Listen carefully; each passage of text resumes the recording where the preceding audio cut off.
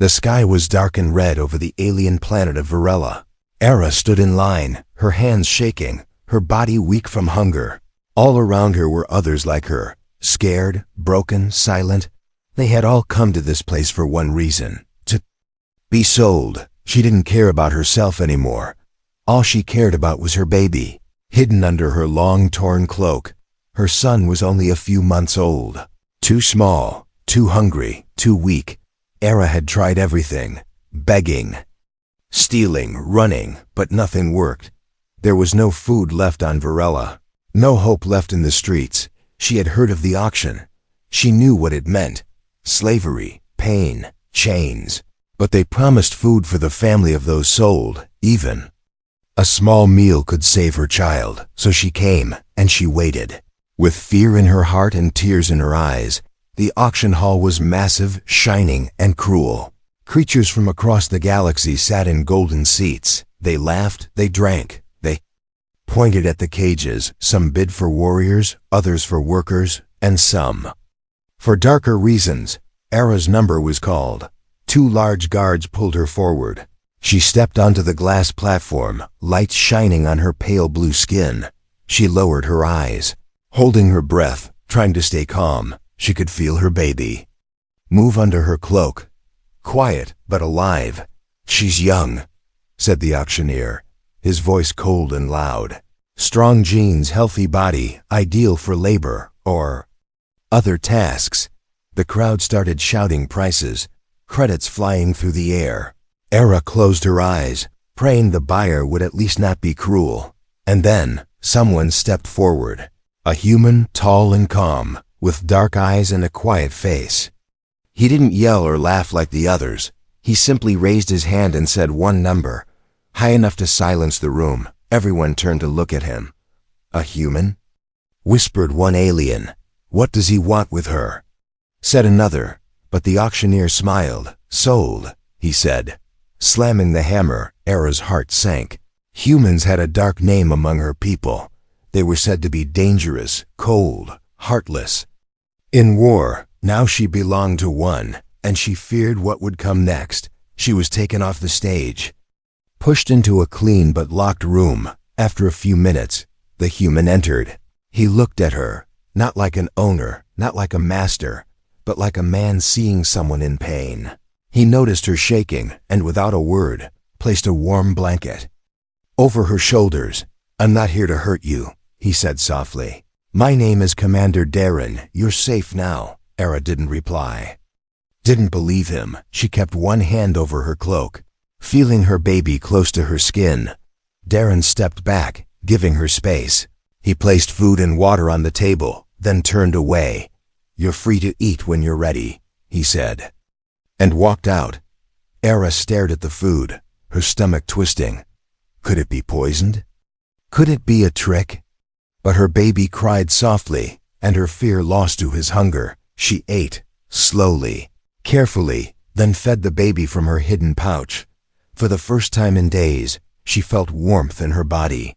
Her mind was still full of fear, but her heart whispered one small word: hope. The next morning, Darren returned. He carried soft clothes, fresh towels, even baby formula. He looked at her again, with calm eyes. "You're not my slave," he said. "You're my guest." Era didn't understand. Why would a human buy a slave just to treat her kindly? What did he really want? What was his plan? But before she could ask, a red light blinked on the wall. Darren looked at it with a serious face. He tapped a button and read a message silently. Aaron noticed his eyes narrow, his jaw tighten. "They've found us," he said under his breath. Then he looked at her again. "If you want to protect your child, you'll have to trust me." Era stared at him, unsure, afraid. But something inside her told her this man was not like the others. She didn't know it yet, but her life was about to change forever, not because she was sold, but because someone chose to see her as more than a slave. He saw her as a person, and that was the start of everything. The hum of the ship was soft, like a whisper in the dark. Era woke up slowly, her body still sore, her mind cloudy. She wasn't on cold stone anymore. She was lying on a soft bed, With clean air and quiet light, she sat up fast, her hand rushing to her cloak. Her baby, still there, still breathing. His small body was warm against her chest, safe under the fabric. The room was unlike anything she'd seen. Walls of smooth silver, glowing blue lines, no chains. No guards. She heard a sound, a door opening. She turned sharply, ready to fight, even if it was her last breath. But it was him, the human Commander Darren. He entered without armor, without weapons, holding a small bowl of soft food. He placed it on the table and stepped back, hands raised. "You don't have to be afraid," he said, voice steady. Era didn't answer. Her eyes followed his every move, sharp and cold. She had learned the hard way. Trust was a luxury. He noticed her grip tightening on the cloak. "You're hiding something," he said quietly. "I know." Era stayed silent, but her heartbeat grew loud. "I won't take it from you," he said, surprising her. "Whatever you protect, it's yours." He didn't move closer. He simply left the food and turned to go. But the baby chose that moment to cry, a soft, strange sound. Not fully alien, not fully human. Darren stopped. Frozen, he turned back slowly, eyes wide. Era stepped back, pulling her cloak tighter. But Darren didn't look angry or shocked. He looked curious and maybe a little sad. "How long since he ate?"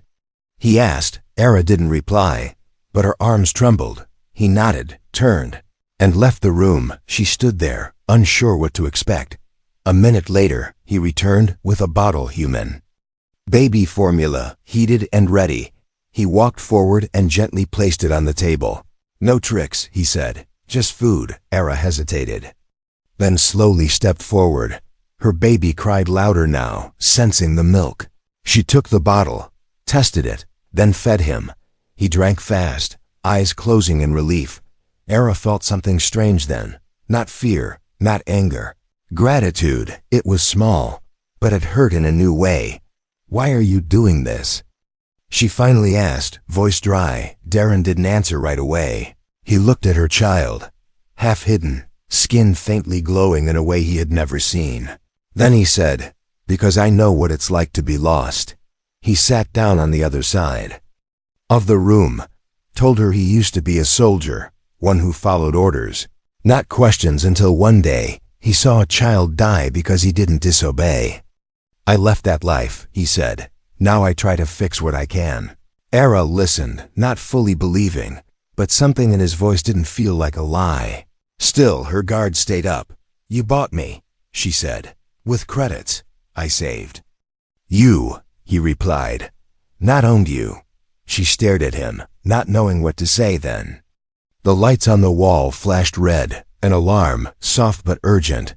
Darren stood up fast, checked a screen. "They're scanning for you," he said. "You have a price on your head." Era felt ice in her veins. "They want the child," she whispered. Darren looked at her, eyes serious now. "Why?" he asked. She looked down at her baby, who was now sleeping peacefully. "I don't know," she said. "But he's not normal." There was a moment of silence between them. Then Darren made a decision. "We're leaving this system," he said. "Now." He walked to the cockpit, began pressing controls. Era looked around the ship. Clean, fast, quiet. She realized it was a warship once, now turned into something else. A home? A cage? She wasn't sure yet, but one thing was clear. This human didn't act like the stories said. She whispered to her child, "I don't understand him, but maybe he's not the monster they warned us about." The engines roared as the ship jumped into deep space. Behind them, bounty hunters searched. Ahead of them, danger waited. But for the first time, Era felt she wasn't completely alone. The stars outside the ship moved like rivers of light, but inside silence ruled. It had been hours since the ship jumped into hyperspace. Era sat in a quiet corner, holding her baby close. The hum of the engines was soft, but her mind was loud. She didn't trust this peace. It felt too easy, too calm. The kind of calm that comes before a storm. She watched Darren from across the room. He was fixing something in the control panel. his face calm but focused. Era had questions, not just about him, about herself, her child, her fate. She stood slowly and walked closer. "Why did you really save me?" she asked, her voice sharp but quiet. Darren didn't look up at first. Then he sighed and sat back, wiping his hands. "You really want to know?" he said. Era nodded, her arms tight around her child. He looked at her then, and for the first time, he didn't seem like a soldier. He seemed tired. "There was a planet," he began. "Long ago, I was part of a human unit, sent to clear out resistance." His voice grew heavier. "We were told they were hiding weapons, but when we arrived, we found families, not fighters." I froze, but the others didn't. Era felt a cold weight settle in her chest. "I saw a child alien like yours," Darren said. He looked at me, didn't even cry, just stared. "But I followed orders." He paused, breathing slow. "Later, I found out there were no weapons, just lies. I left that day and never went back." Silence fell between them. Era didn't speak, not out of fear, but because she didn't know how to reply. This man who had bought her, fed her, protected her, had once done the very thing she feared most. And yet, something in his eyes now was different. Remorse. "I don't expect you to forgive me," he said, "but I'm trying to change the ending." Era looked down at her baby, who was sleeping with soft breath and a peaceful face. Her child knew nothing of war, pain, or betrayal. Not yet, and maybe she wanted to keep it that way. Before she could speak, the ship suddenly shook. Red lights flashed on the control panel. Darren jumped up, pressed a few buttons. "We've got a tail," he said. Era ran to the screen. A small ship was following, fast, silent, armed. "They found us again?" she asked, panic rising. Darren didn't answer, but his jaw tightened. He turned the ship fast, flying low through an asteroid belt. "Hold on to something," he shouted. Rocks flew past the window like spinning knives. The ship took a hit. The baby woke and cried loud. Era held him close, whispering softly, trying to calm him.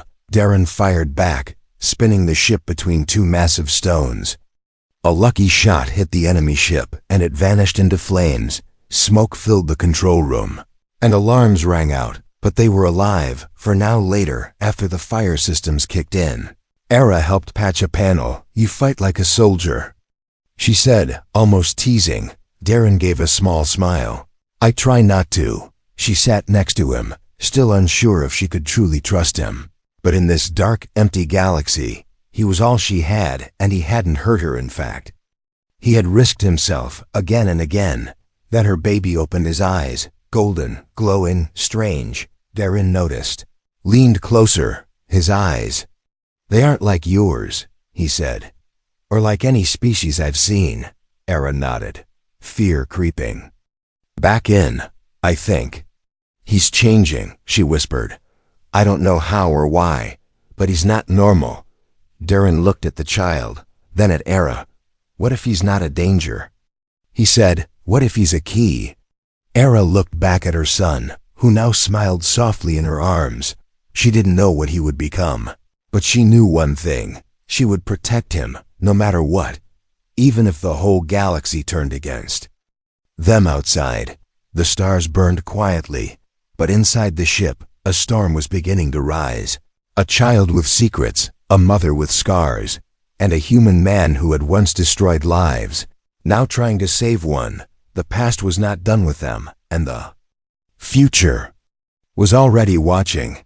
The space station floated like a sleeping giant in the dark. Its body was made of broken metal, old ships, and forgotten tech. It had no name on maps, no lights on its walls. But for those with no home, it was called one thing: sanctuary. Darren's ship approached slow, wounded from the chase. Alarms still blinked weakly. Warning of systems damaged. Era stood at the window, her baby quiet in her arms. She looked at the station and whispered, "Is it safe?" "No," Darren replied, pressing buttons. "But it's safer than the galaxy outside." He sent the code, and after a moment, a reply came. A small green light blinked on the panel. Permission granted. The doors opened like a tired sigh. And the ship drifted in. Inside the station, life moved like shadows. Creatures of every shape walked the narrow halls. Eyes watched from corners. Voices whispered through vents. Some sold food, others sold secrets, and many sold themselves just to survive. Darren walked first, calm and alert. Era followed, her hood over her head, her baby hidden under her cloak. She had been in places like this before, but never with something so precious to protect. Every step felt like a test, every face a threat. They reached a quiet chamber where a woman waited. She was tall, gray-skinned, with silver eyes that saw too much. Her name was Nira, once a rebel, now a fixer. She greeted Darren with a nod, then looked at Era with curiosity. "She's the one?" Nira asked, her voice smooth and slow. Darren nodded. "And the baby too." Nira stepped closer, looked at the child, who blinked at her with golden eyes. A spark passed through the air, like static. Nira pulled back and said something Era didn't expect. "He's not just rare," she whispered. "He's marked." Era's heart tightened. "What does that mean?" she asked. Nira didn't answer right away. Instead, she lit a small hologram, showing ancient symbols, glowing softly. "Long ago," Nira said, "there was a line of starborn children, not from one planet, but made of the stars themselves. They could bend light, shift energy, speak across space, but they disappeared, hunted, erased." Era held her baby tighter. "Why hunted?" she asked. Nira looked at her sharply. "Because power makes enemies." Darren stood quietly, listening. He knew what this meant.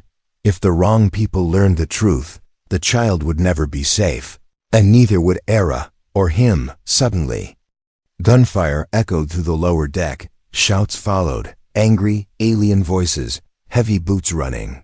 Nira's calm vanished. "They found you," she said, pulling a weapon from her belt. Darren grabbed Era's arm. "We move now."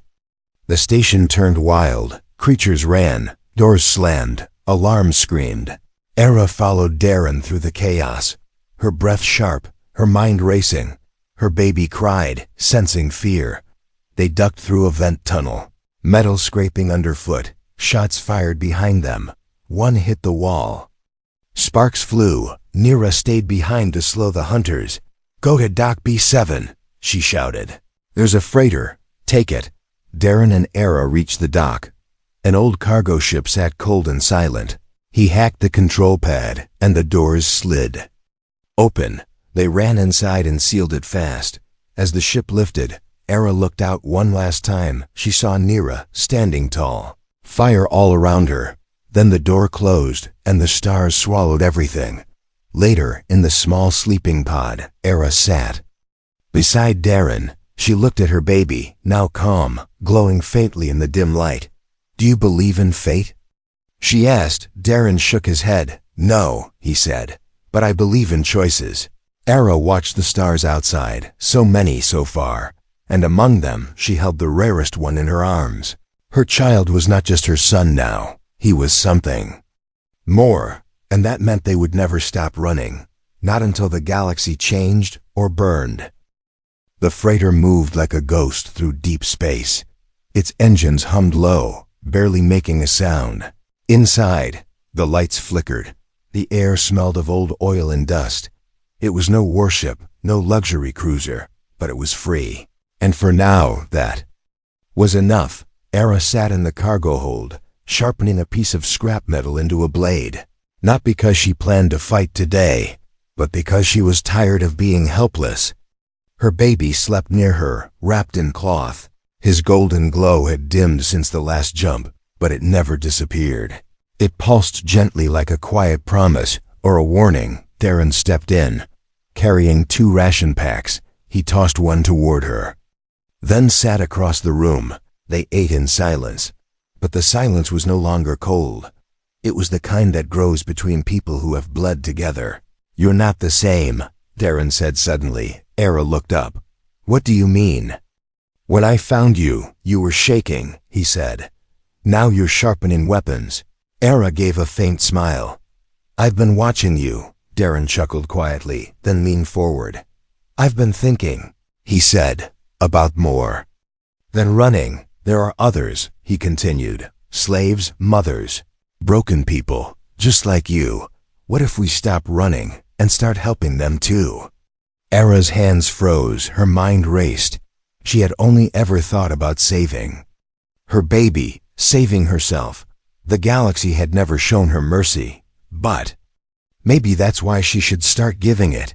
She looked at her child, glowing gently. Sleeping peacefully, she thought of Naira's words. Power makes enemies, but it also gives people the power to change others' lives. What are you suggesting? She asked, slowly. A rescue, Darren said. There's a slave ship orbiting a trade moon. They rotate their guards every 7 hours. I can sneak in, free them, bring them here. Era shook her head. No, she said firmly. Darren blinked, confused. I'll go, she added. They'll expect a human. They won't expect one of their own.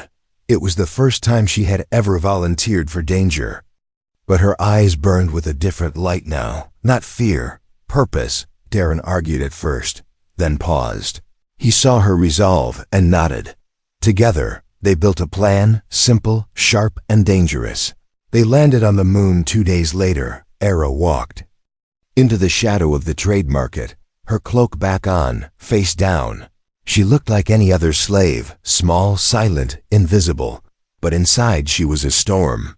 She found the holding area, cracked open a panel, and crawled into the vent. From there, she saw them, dozens of beings locked in cages, eyes hollow, bodies weak, hope long gone.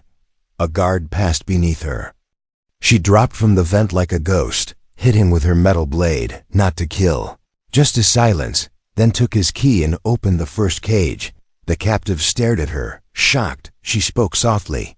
You don't owe me anything, but I'm opening every cage. You choose what happens next.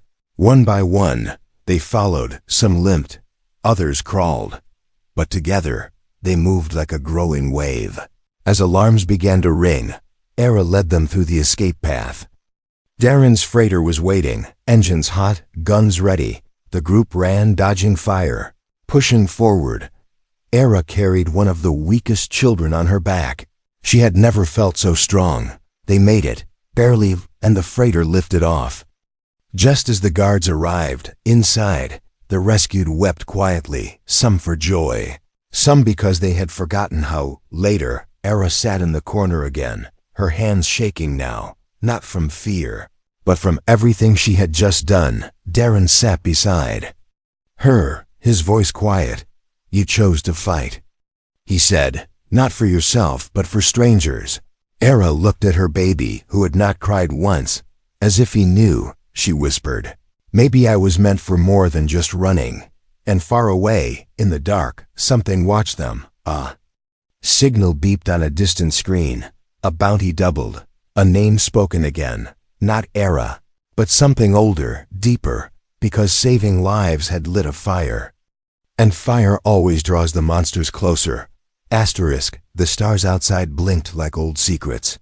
Inside the freighter, Era stood in the dim light of the med bay. Her hands were covered in blood. Not hers, not her child's. It was Darren's. He had taken a hit during the escape. A laser burn across his side. Now he lay unconscious, breathing slow. His face was pale, his body shaking under silver bandages. Era had never seen him weak like this. He was always calm, always standing tall like a wall between her and the world. Now that wall had cracks, and behind it, she saw something that scared her. Loss. She sat beside him, her baby in her arms. The child was quiet, but his eyes glowed brighter than ever. It wasn't just color anymore. It was light, alive, pulsing, as if his body held a star inside. Suddenly, a soft voice echoed from the door. You should not be here. Era turned sharply, blade ready. An old alien stood there, tall and hooded, with skin like stone and eyes like silver moons. He raised his hand slowly. I mean no harm, he said. I came because of the child. How do you know about him? Era asked, her voice hard. The old one stepped closer. I felt his light. he said. Across systems, across silence. I haven't felt this presence in generations. Era didn't relax, but she listened. She had no choice, not. With Darren dying and no one left to turn to, the old alien looked at the baby and dropped to one knee. This child is not just a child, he said. He is of the line of Ilari. Ilari? Era repeated, the name foreign but heavy on her tongue. They were the first light-bearers, he explained. Beings born with the ability to bend space, touch minds, move between stars without ships. Long ago, they ruled not with fear, but with balance. But power breeds fear, he continued. So the galaxies hunted them, erased them, turned their bloodline into legend. Era stared down at her baby. He was sleeping peacefully, unaware of what he carried in his veins. You're saying my son is a weapon? She asked, voice breaking. The old one shook his head. No, he whispered. He is a key to something buried, to something. Awakening. Before Era could ask more, alarms rang through the freighter. The radar lit up red. A transmission flashed on screen, distorted, but one word repeated clearly. Era. She froze. No title, no bounty code, no alien label, just her name. Someone knew her. Someone was calling directly. Darren groaned, stirring on the bed. Era rushed to him, held his hand. I'm here, she said softly. You saved me before. Now I save you. The ship's cum buzzed again. A familiar voice crackled through. Nira's. Trap. They're coming. They used me. To find you. And then silence. Era's mind went cold. She turned to the old alien. If my son is the key, she said, then what are they trying to unlock? He looked at her, and his next words made the air freeze. They're not trying to unlock anything, he said. They're trying to control him. And if they can't, he added, they'll burn every system to stop what he could become. Era stood slowly, her heart now a storm. Her baby was not just hers anymore. He was a target, a symbol, and maybe the spark of something greater than war. She had a choice. Run forever, or fight for a future. Darren opened his eyes. Just barely, don't run, he whispered. Not anymore. And Era, for the first time, didn't feel like a victim. She felt like a mother who would break stars before letting her child be taken. The freighter changed course. No more hiding. No more running. Ahead was the place where this all began. Era would go there, not to beg, not to kneel, but to end it. Whatever her child truly was, whatever the galaxy wanted him to be, she would let him choose. Not fate, not bloodlines, not fear. The sky above the planet Ralith was made of storms. Lightning danced across the clouds like veins of fire. Beneath it, a silent ship descended. No army followed, no fleet hovered behind. Just one freighter, carrying a mother, a wounded soldier, and a child glowing like a forgotten sun. They landed near the ruins of a forgotten temple, ancient, cracked, buried in sand and shadow. This was the place where it had started, long ago. The Ilari were born here, and now their blood had returned. Darren stood beside Era, leaning on a cane. His body was weak, but his eyes burned with fire. You don't have to do this, he said. Era looked at her child, then at him. I'm not doing it alone, she replied. Above them, enemy ships began to arrive, black as smoke, shaped like knives. They hovered silently, like vultures waiting to strike. From the largest ship, the warlord stepped out, the same one who had tried to buy Era at the auction. His face was cruel, his voice smooth as poison. You brought the child, he said. Wise, but too late. Era stepped forward. He doesn't belong to you, the warlord laughed. He belongs to power behind Era. The rescued slaves arrived, dozens, then hundreds, aliens, humans, hybrids, broken once. Now standing with purpose, Nira was among them, injured, but alive. She raised a flag made of torn cloth and whispered, "Today we fight." The warlord gave the signal. Blasters charged, machines moved, the ground shook. But before the first shot was fired, The child opened his eyes, and the world paused. Time slowed. Light rose from his body, not fire, not energy, but memory. Everyone felt it. The pain of slavery, the screams of the past, the forgotten voices of the Ilari. The warlord dropped to his knees, covering his face. His weapons melted into sand. The sky cracked open, and the storms above turned silent. Era didn't speak. She simply walked forward, holding her son in both hands. He wasn't afraid. He looked at the warlord and said just one word. No. That word echoed, not in sound, but in truth. And the army dropped their weapons. Not because of power, but because they remembered something they had long forgotten. What it felt like to be free. Darren limped to Era's side. You think they'll change? He asked. Era looked at the people kneeling, crying, silent. Some will, she said. That's enough. The child's light faded slowly. He yawned and fell asleep in her arms. The galaxy held its breath. And for the first time in generations, it exhaled hope. Weeks passed. The news spread like fire. A child had ended a war without blood. A slave mother had stood against empires, and a human, once a killer, had chosen love instead. Era stood at a cliff, watching the sunrise over a rebuilt village. Her child played in the grass nearby. Darren walked up, carrying 2 cups of something warm. Still don't believe in fate? She asked. No, he said, smiling, but I believe in what we make from it. She looked at the world below. Free people, laughing children, clean air. She had lost everything once, but in losing it, she had found herself, not a slave, not a survivor, a protector, a voice, a mother of something new.